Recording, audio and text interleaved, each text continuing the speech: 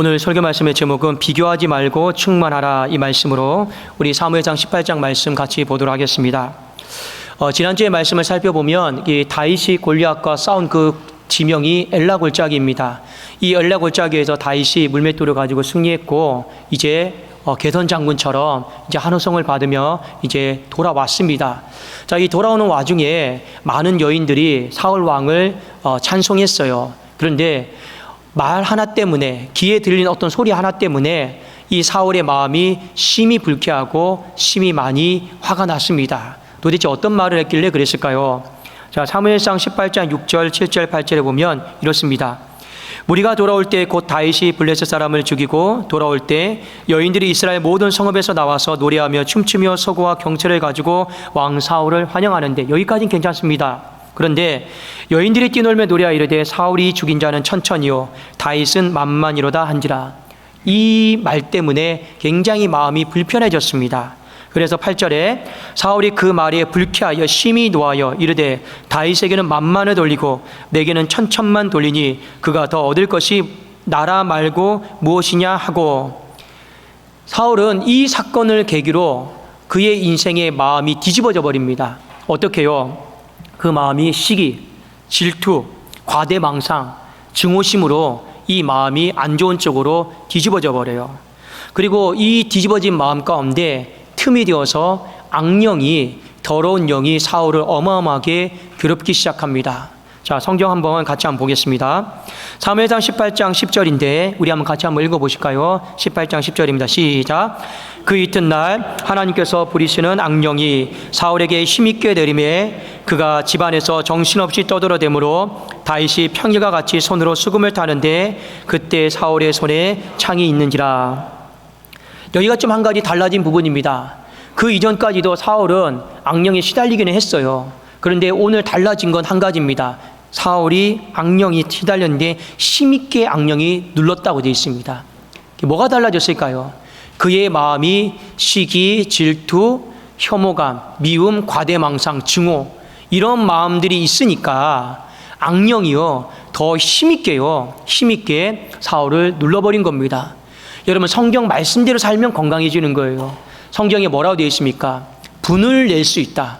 분을 내어도 해가 지나도록 분을 품지 마라. 해가 지나도록 분을 품게 되면 뭐 어떻게 됩니까? 마귀가 틈을 타게 되어 있어요. 그 분노스러운 마음이 마귀가 틈을 타서 그 인생이 좋은 쪽으로 가는 게 아니라 몸도 망치고 영도 망치고 여러분 다 망치게 되어 있는 거예요. 그런데 오늘 안 그래도 우울증과 불면증에 시달리고 살았는데 오늘 이 다윗에게는 만만을 돌리고 나에게는 천천히 돌리면서 시기, 질투, 과대망상, 증오요. 언제 다윗이 나라 빼앗으려고 했습니까? 그런 생각 가진 적 한 번도 없어요. 근데 과대망상이 사로잡힌 거예요. 증오심에 사로잡힌 거예요. 그러니까 이 이후로 사울이 어떻게 돌변하느냐? 또 악령에 시달리니 또 다윗을 불러다가 수금을 타라고 합니다. 근데 이제는 어떻게 합니까? 오늘 말씀해 보니까 정신없이 혼자 주절주절 되는 거예요. 떠들어대는 거예요. 그래서 손에 창이 있으니까 창을 던져서 다윗을 죽이려고 하는 겁니다. 내 마음이 통제가 안 되는 거예요. 내 마음이 컨트롤이 안 되는 거예요. 여러분, 이런 사람들 굉장히 많이 있습니다. 제가 예전에도 청년 사역을 하다가 어떤 한 청년이 정말 겉은 멀쩡하고 예뻐요. 그런데 집에만 가면 악령에 시달리는 거예요. 저한테 뭐라고 얘기하느냐? 목사님, 저 어떻게 해야 될지 모르겠어요. 뭐가 문제인데? 예, 어머니가 차를 운전하고 가면요, 제가 옆에서 희한한 생각이 들어요. 계속이요. 무슨 생각이 드는데 어머니가 운전하면 그냥 미치고 싶대요. 미쳐도 그냥 죽이고 싶대라는 거예요. 근데 자꾸만 그런 충동들이 일어난다는 거예요. 여러분, 겉이 멀쩡하다고 해도 속도 다 멀쩡한 건 아니에요. 알게 모르게 악령에 더러운 것들에 시달린 사람들이 얼마나 많은지 모릅니다. 이 사울도 마찬가지예요. 증오심에 시달려서 그냥 죽이고 싶은 거예요. 그래서 이 이후로 어떻게 하느냐? 창도 던져서 죽이려고 하죠. 그래도 안 죽으니까 여러분, 변방에 보내서 알아서 죽어라. 변방에 보내서 알아서 죽어라. 이게 사울의 인생의 모습이었습니다. 그런데 사울이 진짜 그 마음을 불쾌했던 거, 그 마음이 화가 났던 건 다윗에게 만만을 돌리고 자기에는 천천히 돌려도 그것도 맞지만 이것 때문에 그래요. 눈 뜨고 보니 하나님이 자기를 안 사랑하시는 거예요. 하나님이 자기를 안 사랑하고 누구를 사랑하는 거예요? 다윗을 사랑하는 게 눈에 보이기 시작했어요. 다윗이 나타나기 전까지는 이런 비교가 없었어요. 그냥 내 몸의 질병은 나만 갖고 있는 질병인가 보다. 그래도 하나님이 설마 나를 버리시겠나? 그래도 내가 이렇게 건재한데 또 도와달라고 하나님 도와주시겠지? 그냥 단순하게 생각했어요. 근데 오늘 이 사건을 딱 보니 어떤 생각이 드느냐? 하나님 나를 떠났구나. 그리고 떠나신 하나님이 다윗에게 가셨구나. 하나님이 나를 사랑하지 않고 다윗을 사랑하는구나. 이것이 이제 보이기 시작했습니다. 다른 건 제대로 판단 못하면서 이건 또 어떻게 제대로 봐가지고 제대로 판단을 했대요. 그런데 이것이 사울의 마음을 두렵게 만들었습니다. 그래서 성경에 사무엘상 18장 12절에 여호와께서 사울을 떠나 다윗과 함께 계심으로 사울이 그걸 보고 두려운 마음을 갖기 시작한 거예요. 사랑하는 여러분, 오늘 본문 말씀을 통해 비교하는 것이 우리의 신앙에 얼마나 해가 되는지, 그리고 우리 비교를 잘못함을 통해서 내 인생에 악령에 시달린 사람도 있고, 우리가 망하는 길로 가지 않고 사는 길로 가는 것이 어떠한 것인지를요, 오늘 좀 말씀을 통해서 저와 여러분이 좀 같이 나눌 수 있기를 바랍니다. 자, 여러분, 우리는 먼저 비교하는 것 안 하는 건 없죠. 대부분의 사람들이 두 가지 비교를 합니다. 다른 사람과, 나와 낮은 사람과 비교하면서 만족감을 얻으려고 그래요. 저 사람이 못하니까, 나는 저 사람보다 잘하니까. 또 때로는 나보다 잘하는 사람과 비교하려고 합니다. 그런데 주눅 들고, 또 그러면 또 어떻습니까? 내가 더 열심히 해야지, 이런 마음보다는 자괴감에 들고 자기 자신을 학대하고 괴롭히는 사람들도 많이 있습니다. 이러나 저러나 누군가와 비교하는 건 그리 바람직한 건 아닙니다. 그리 영적으로 좋은 것은 아니에요. 자, 우리 보통 이런 경우 있죠. 학생들은요, 시험 성적 갖고 오면 또 부모님이 옆집에 애는 몇 점 맞았는데 너는 몇 점 맞았냐. 이미 우리는 비교에 익숙해요. 가정도 마찬가지입니다. 누군가가 한 사람이 돈을 벌어와요. 그러면 옆집에 어떤 사람은 이만큼 벌어오는데 왜 당신이 이것밖에 못 버느냐. 근데 보통 바가지 긁는다고 그러죠. 이런 비교들도 상당히 많이 있고요. 우리가 인생을 살아가면서 집 평수에 대해서 비교하고, 차 배기량에 대해서도 비교하기도 하고, 그렇죠.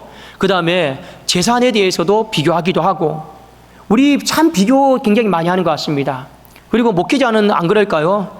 목회자도 가만히 이게 정신 넉넉고 있으면요, 그냥 교회 사이즈에 대해서, 교회 어떤 형편에 대해서 비교하여.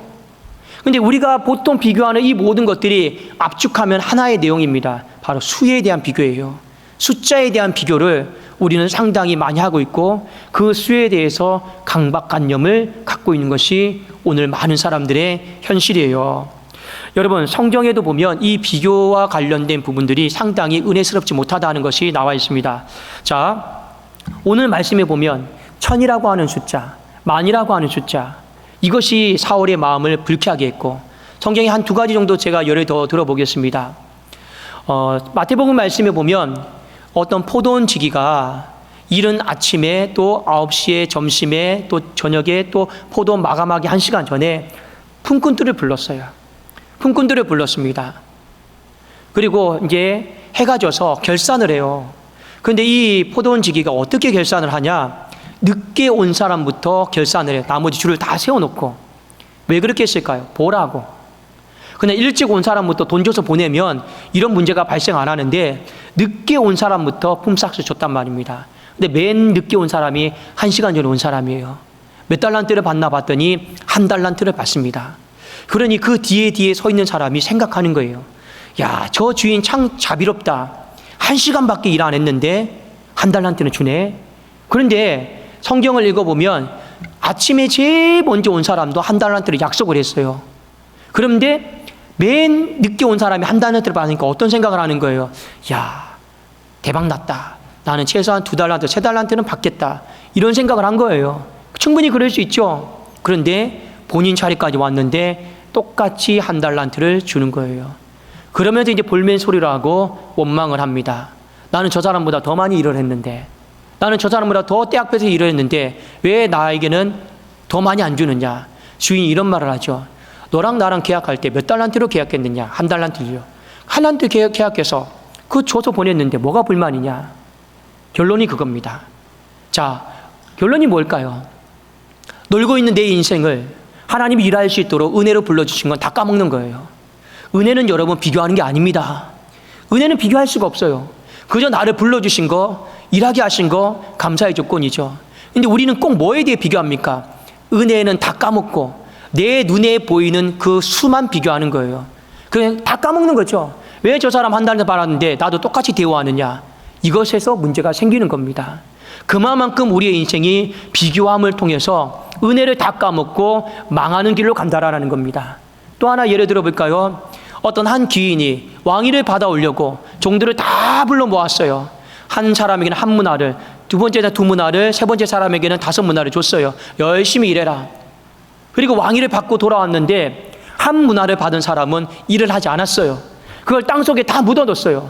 너 왜 그 한 문화를 땅에 묻어뒀냐? 그 차라리 그 은행에 넣었으면 이자라도 받았을 건데 왜 그랬냐 하니까 결론은 그거예요. 왜 나만 한 달란트 한 문화 줬냐라는 거예요. 왜 저 사람은 2문화 주고 왜 저 사람은 5문화 주고 왜 나만 한 문화 줬냐 이거예요.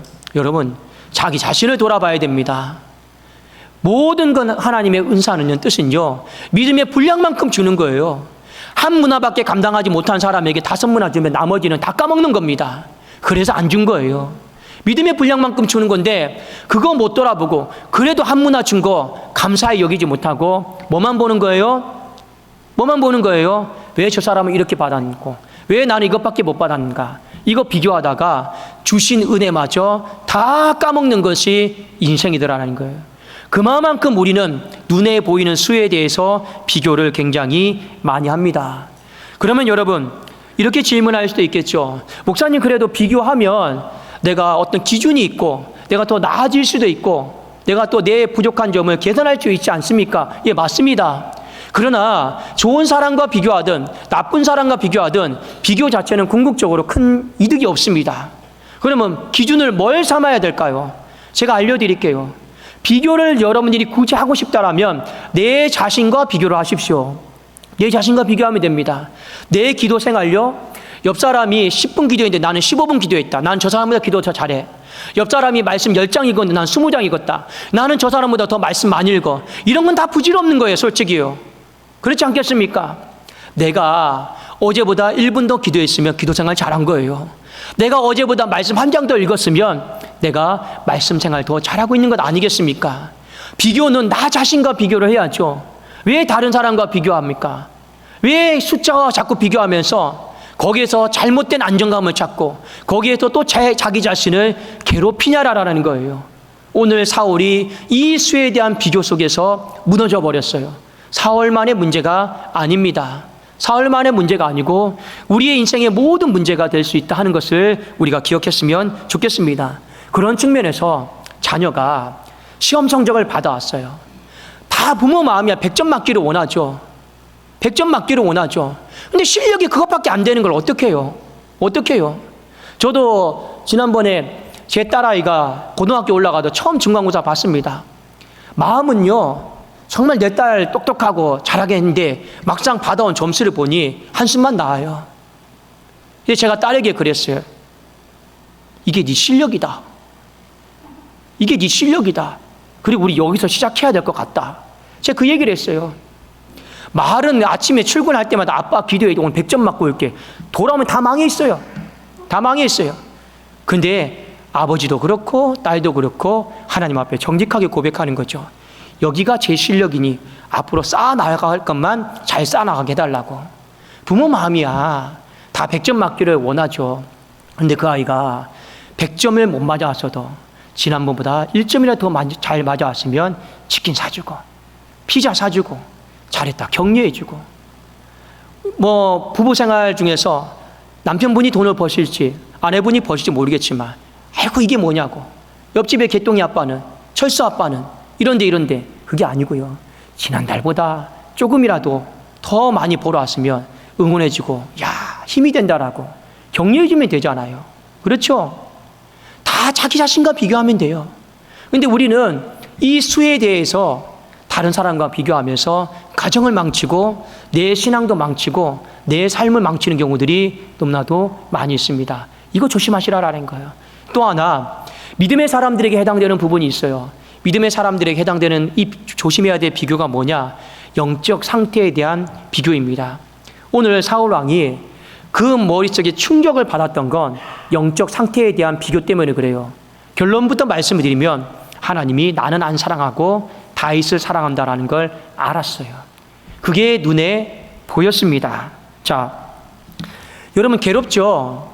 하나님이 나를 사랑해 주면 얼마나 좋겠습니까? 나와 함께 해주시면 얼마나 좋겠습니까? 근데 나를 사랑하지 않아요. 그리고 나와 함께 하지 않아요. 우리 그것을 볼 때가 굉장히 많이 있습니다. 자, 여러분 이런 영적 비교를 했어요. 그러면 어떻게 하는 게 좋겠습니까? 내가 지금이라도 하나님 앞에 돌아가려고, 사랑받으려고, 회개할 것은 회개하려고, 내 자신을 돌아다보고, 내 자신을 들여다보고 하나님 앞에 더 사랑받으려고, 애쓰려고, 회개하려고 그런 마음 가져야 되는데, 문제는 뭐냐? 사울은 그런 문제 해결 방법을 취하지 않았어요. 하나님 앞에 더 사랑받고 있는 다윗을 어떻게든지 죽이려고 했어요. 눈에 안 보이게 하려고 했어요. 그래도 어떻게 하는 겁니까? 비교 대상 자체가 없었으면 좋겠다. 그게 사울의 방법이었습니다. 이 제정신이 아니죠. 어리석은 선택이죠. 그러면 또 다음에 누군가 나타나도 또 자기가 비교되면 그 사람 또 쫓아내고 또 죽이게 해요? 잘못된 해결 방법이잖아요. 근데 이런 어리석은 생각은 사울만 하느냐? 그렇지는 않더라라는 거예요. 제가 말씀을 준비하다가 성령께서 제 마음 가운데 너도 어리석은 인생이다, 제 마음에 경고를 받았습니다. 어떤 얘기냐면, 제가 고등학교 때 청년부 회장을 한 적이 있습니다. 그리고 어떤 한 친구를 전도를 했습니다. 전도를 했어요. 청년부 예배를 드리고 있는데 그 친구가, 저는 그때 당시에 고등학교 때 제가 섬기던 교회가 금천구 시흥 이동에 있었어요. 예, 가깝죠. 근데 제가 전도한 친구는 광서구 하곡동에 있었습니다. 제 기억상으로는 차를 2번 탔어야 됐어요. 자, 그런데 문제는 뭐냐? 그 친구가 이렇게 제가 전도했는데 토요일 날 이렇게 청년부 예배를 드리러 오잖아요. 그러면 그 청년부를 담당했던 그 전도사님이 일어나가지고 안아주는 거예요. 다독거려주는 거, 멀리서 왔다고. 근데 한 번만 하시지. 올 때마다 안아주고 다독거려주고, 그리고요, 고생했다고. 추운 날 눈보라 몰아치고 와서 고생했다고. 그런데요, 자꾸 보니까 꼴 보기가 싫더라고요. 꼴 보기가 싫어요. 그러니까 그냥 그렇습니다. 저도 이렇게 수고한다고 이렇게 해주고 했으면 덜 했을 텐데, 그냥 저한테는 아무런 액션을 취하지 않으시고 그냥 제가 전도한 친구에게 막 매일 이렇게 하니까 나중에 여러분 어떤 생각이 드는지 아십니까? 제가 전도했으니 잘 정착시켜야 되잖아요. 그런데 안 왔으면 좋겠다, 안 왔으면 좋겠다, 그런 생각이 들더라고요. 진짜요. 눈에 안 봤으면 좋겠다. 그러니까 여러분 여기서 시험이 드니 청년부 예배 때 그 담당 그 전도사님의 설교가 눈에 들어오겠습니까? 안 들어오겠습니까? 안 들어오죠. 삐딱하게 나가죠. 그런데 그렇게 어리석게 판단하고 결정한 사람이 저예요. 꼴보기 싫으니까 안 보였으면 좋겠다, 나갔으면 좋겠다. 근데 사울의 마음도 똑같아요. 내가 더 사랑받으려고 애쓰고, 내가 더 믿음 충만하려고 애쓰고, 성령 충만하려고 애쓰고, 그러면 여러분 얼마나 좋겠습니까? 근데 인생의 해결책이요, 그냥 다 지워버리려고 하는 거예요. 그게 우리들의 모습입니다. 사랑하는 여러분, 인생을 살아가면서 우리가 조심해야 될 것이 무엇입니까? 비교하는 이 부분을 많이 조심하시라는 거예요. 압축하고 압축했더니 대부분의 사람들이 숫자에 대해서, 수에 대해서 비교하고 실망하고 넘어져요. 그러면 여러분 조심하십시오. 이 숫자에 대한 비교는 목회자에게도 있는 거예요. 목회자에게도 있는 거예요. 제가요, 그 신대원 시절 때 이 같은 방에서 쓰고 있는 전도사님들하고 이런저런 얘기하다가, 저는 정말 세상 이야기를 잘 안 해요. 여러분 잘 아시겠지만 저는 어디 신방 가고 하면 그냥 식사만 하고 빨리 돌아오지 세상 얘기는 거의 안 하는 편입니다. 저랑 식사하면 재미없을 거예요. 식사 얘기, 저는 세상 얘기를 워낙 싫어하니까. 그런데 모일 때마다 이 얘기를 하는 거예요. 야, 너 교회에서 살이 얼마 받냐? 교회에서 처우가 어떠냐? 휴가는 어떠냐? 명절 상여비는 나오냐? 보너스는 나오냐? 온통 그런 얘기예요. 나 듣기 싫어요. 듣고 싶지가 않아요. 매일같이 얘기하면, 그러면 얼마 다 전도사님들이 다 그만 하겠죠. 그러면 또 이런 얘기예요. 너는 그럼 교회 가서 어떤 일 하냐? 몇 시간 일하냐? 나는 개척교회라서 이것저것 다 하는데, 또 대형교회 다니는 전도사님은 딱 하나만 일하잖아요. 그러면 여러분 또 그 비교당해가지고 나만 생고생하고 제대로 대우받지 못하고 있는 건 아닌가? 이런 대화들 자체가 솔직히 싫어요. 왜요? 다 숫자에 대한 비교잖아요. 다 숫자에 대한 비교잖아요. 거기다가요, 전도사 시절 때 나는 우리 교회에서 차 타라고 차도 줬다. 이러면요, 사역에 대한 마음들이 그냥 다 가라앉아 버리고. 근데 이게 여러분, 사역자가 사명 따라 부름을 받은 거지 수 따라 부름을 받은 건 아니지 않습니까? 근데 그만큼 우리가 인생을 살아가면서 이 수에 대한 비교가 너무나도 알게 모르게 많아요. 그래서 사명을 다 잠식시켜버리고 가정을 다 파괴시키고 내 신앙도 소명도 하나님의 계획도 다 무너뜨리는 사람들이 너무나도 많이 있어요. 그 근본 원인이 뭐냐? 바로 숫자입니다. 이것을 조심하시라라는 거예요. 부질없는 거예요. 부질없는 거예요. 부질없는 거예요. 다윗이 천천히면 어떻고 만만이면 어떻고 내가 더 잘해서 만만돼야지, 이렇게 좋은 마음을 가져야지, 이 수에 대한 비교 속에 마귀에게 틈을 줘서 인생 망치는 사람이 많아요. 그런데 오늘 조심하시라라는 거예요. 악령이 반드시 틈을 타서 그 사람을 심하게 눌러버린다라는 거예요. 그래서 여러분, 패가 망신하는 사람들이 의외로 많이 있습니다. 또 하나 여러분 기억하실 게 영적 상태에 대한 비교입니다. 여러분, 저 사람이 나보다 더 신앙생활 잘하고 받은 은사가 많고 하나님 앞에서 사랑받는 것처럼 보일 때가 있습니다. 여러분, 부인할 수 없는 사실이에요. 그때 어떻게 합니까? 만일 내가 보고 내가 부족하다라면 내가 내 자신을 가다듬고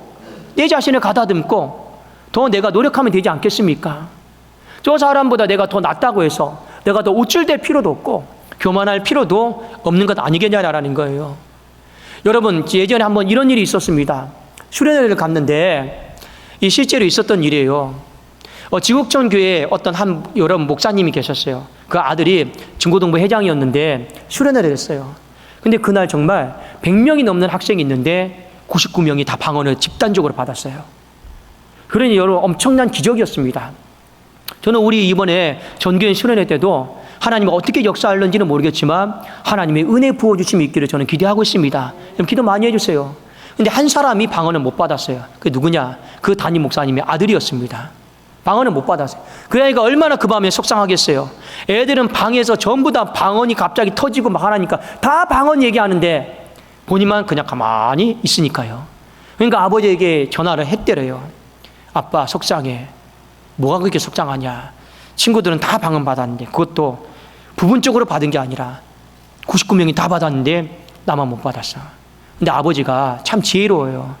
너무 걱정하지 마라. 네 잘못이 아니다. 애비 잘못이다. 왜 아빠 잘못이에요?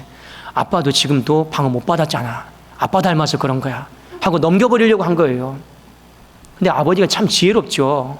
근데 이 아이가 그 수련의 그 장소로 다시 돌아가기가 너무 창피한 거예요. 사람이 그렇잖아요. 내가 하나님 앞에 죄를 지었나? 나만 이렇게 뭔가 잘못했나? 얼마나 그 생각이 복잡하겠습니까? 그래서 아빠, 나 너무 힘들어. 근데 그 아버지가 우스갯소리로 이렇게 얘기했대요. 야, 그렇게 힘들면 옥상에 올라가라. 옥상에 올라가서 어떻게 해요? 사로 3번 구르고 우로 3번 구르면 하나님 앞에 좀 때 좀 써봐라. 그 아이가 실제로 옥상에 올라가 자로 3번 구르고 방언 주세요. 방언 주세요. 방언 주세요인데 그날 밤 집회에 방언을 받았어요. 또 하나님의 일은 모르는 거예요. 왜 저 사람은 주고 나는 안 줬냐? 그러면 그 수련회는 망하는 거예요. 그런데 어떻게 한 겁니까? 비교하지 않고 하나님, 그래도 저는 받고 싶습니다. 저에게도 부어달라고 자로 3번 구르고 우로 3번 구르고. 그래도 그 목사님이요, 그 교회 성도님들에게 이렇게 설교한대요. 여러분, 방언 받고 싶거든 옥상에 올라가서 자로 3번 구르고 우로 3번 구르면 하나님 방언 주십니다. 여러분, 그런 마음이 있어야죠. 비교해서 왜 저 사람은 줬고 왜 나는 못 받았고, 그게 문제가 아니죠. 그렇지 않겠습니까? 하나님의 은혜를 생각하시고 비교하지 말고 내가 더 사랑받으려고 하고 내가 더 애쓰려고 하면 얼마나 좋겠냐라는 거예요. 그런 건 전혀 없고 그저 눈에 안 보이게 하려고 눈에 가시처럼 여기고 죽이려고만 하고 쫓아내려고만 하고, 그러니 여러분, 영적으로도 망하는 것 아니겠습니까? 여러분, 이 수에 대한 비교를 조심하시라라는 거예요. 근데 오늘 말씀의 백미는 뭐냐? 우리가 그러면 비교하지 않으려면 어떻게 해야 되냐라는 거예요. 비교하지 않으려면, 비교 자체를 하지 않으려면 어떻게 해야 되느냐? 성경에 보면 비교하지 않았던 사람이 나온 바로 다윗입니다. 다윗에 대해 여러분 한번 연구해 보세요. 그는 절대로 다른 사람과 비교해 본 적이 없습니다. 비교 자체를 안 했어요. 왜 그가 비교를 안 했을까요? 결론부터 말씀드릴까요? 하나님으로 충만하니까 비교 자체를 안 하게 되어 있는 거예요. 자, 성경 사무엘상 18장 14절입니다. 다윗이 그의 모든 일을 지혜롭게 행하니라. 여호와께서 그와 함께 계시니라. 다윗의 형편이 풍족해서 나아서 비교를 안 한 게 아닙니다. 다윗의 젊은 날은요, 대부분 광야에서 쫓겨나는 인생을 살았습니다. 먹을 게 뭐가 있습니까? 집이 뭐가 있겠습니까? 전부 다 불편하고 불만족스러워요. 그런데 다윗은 비교하지 않았어요. 왜요? 여러분, 다윗 하면 떠오르는 게 시편을 150편인데 거의 90%는 다윗이 다 썼습니다. 그거 다 언제 썼는지 아십니까? 광야 생활하면서. 광야 생활하면서 땅의 것 쳐다보지 않고 하늘의 것 쳐다보면서 하나님으로 충만한 거예요. 그러니 눈에 보이는 어떤 물질, 수 이런 거 다 필요 없습니다. 비교할 마음 자체가 없는 거예요. 하나님으로 충만하니까요. 그래도 예수님이 우리에게 이런 말씀하셨죠. 너희는 먼저 그의 나라와 그의 의를 구하라. 그리고 골로새서 말씀해 보면 위의 것을 생각하고 찾으라고 했습니다. 형편과 상황이 어떻든 간에 자꾸 하늘을 바라보고 위의 것을 찾으려고 하고 하나님으로 충만하십시오. 그러면 비교하지 않아요. 그런데 언제 비교하느냐? 하늘의 것을 구하지 않고 하나님으로 충만하지 않고 땅만 쳐다보고 사람만 쳐다보고 환경만 쳐다보고 그러면 비교하게 되고 두려움만 갖게 되고 조바심과 여러분 이런 마음속에 헤어나오지를 못하는 것입니다. 여러분, 비교하는 데 집중하다 보면 반드시 인생이 망하는 길로 갑니다. 표현은 다 하지 않겠지만 사울처럼 나보다 더 잘 싸워? 이런 마음들. 나보다 더 잘 나가? 이런 마음들. 나보다 더 행복해? 이런 마음들. 나보다 더 좋은 사람 만났어? 이런 마음들. 이런 것들로 여러분 내 심령 안에 갇혀버려서 악령이 역사한다라는 거예요. 병이 더 커지는 거죠. 병이 더 커지는 거죠. 우리가 살 길은 망할 길이 아니고 생명의 길, 사는 길인 줄로 믿습니다. 그러면 여러분 어떻게 하셔야 합니까? 말씀대로 비교하지 말고 하나님으로 충만하는 올해 마지막 주가 되기를 주님의 이름으로 축원합니다. 기도하겠습니다. 살아계신